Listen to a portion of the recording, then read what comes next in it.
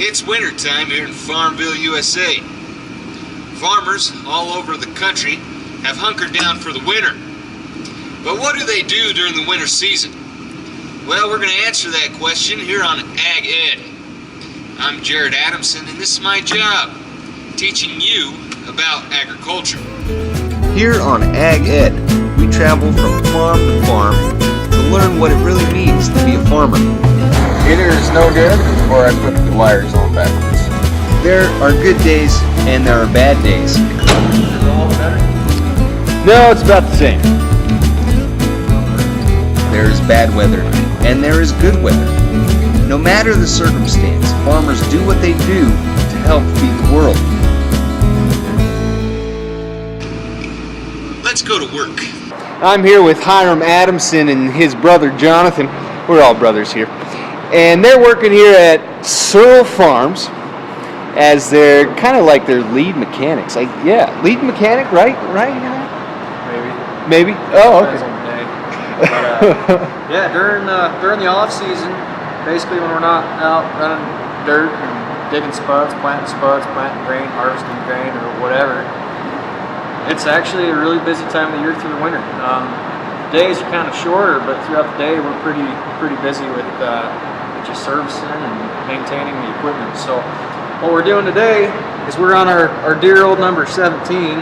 It's probably a 82 or an 83 Ford L9000, or I don't even know if it's before the days of the L9000s, but Cummins motor. It's just a 10-wheeler. It's got a spud bed on it, and it's got some wiring issues on it. So we're say for these instance, we're replacing the old marker lights with these new marker lights because they all fell off. You can't replace the lenses without changing out the whole carriage case as well. So what we're doing is we're putting new ones on, and and then sometimes they're all corroded and crappy, so you can't actually get the screw out.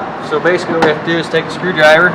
Now, may I add that if this was a new truck, I would not be doing this because I'd be afraid of scraping the paint. But where we can't get that out, we're just gonna grab this here dilly bob, and hey, there's Bondo right there. That's awesome. It's an old truck, so hopefully we can. Oh, it's just spinning the case out. So I guess we just gotta yank this out, put a new insert in it for the screw. Oh man. Go to the next tool here.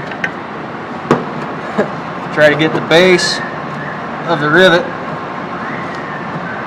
and then pull it out. There it goes. And there's the old rivets there. Basically what they did is they just put rivets in here and they just took screws and just threaded them into it. So we're gonna do the exact same thing. Put rivets in, put the new lights on, wire it up, away we go.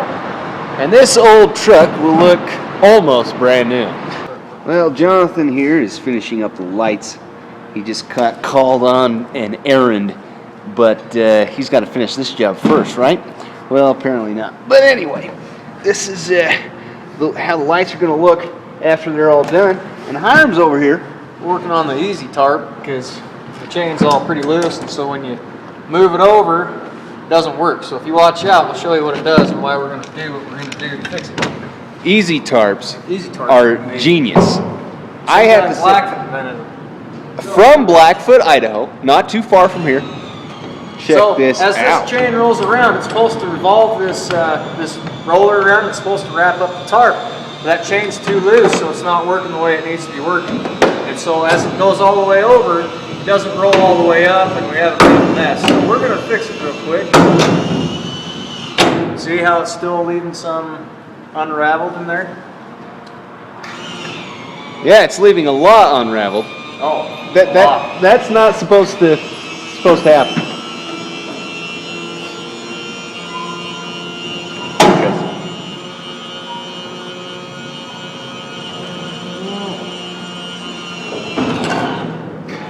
Of course, you know, another thing I just noticed, something might be broke inside the roller, why it's not getting itself traction. So, anyways, for right now, we'll see if this will fix it just by tightening the chain. You might have to take a couple links out of it, but we'll just see what goes on.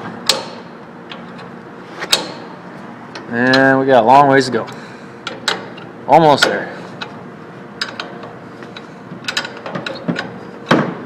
Right there, about 1.5 inches. About that in travel, and then we'll just go ahead and lube the chain up real quick with our wonderful WD-40 Specialist silicone lubricant for chains and bolts and all sorts of stuff. I like it. I used it over at Snake River Supply. WD-40, genius stuff. Not the original WD-40, because this stuff, WD-40 doesn't actually lube anything, it just removes moisture. And could be a problem right there too. What the hell? Huh. Wow, this thing just has problems all over the place. This might be a Monday project. Alright, let's see what that does for us, shall we? Oh, wrong button. Yep, that's what I thought. The shaft's got a problem inside. Now the pulley.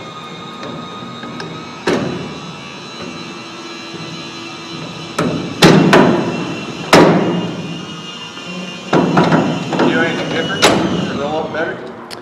No, it's about the same. Real crap. Definitely a Monday project. Yep, Monday project.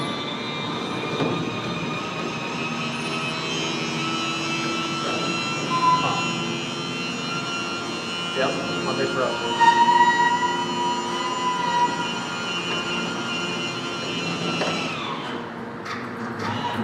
All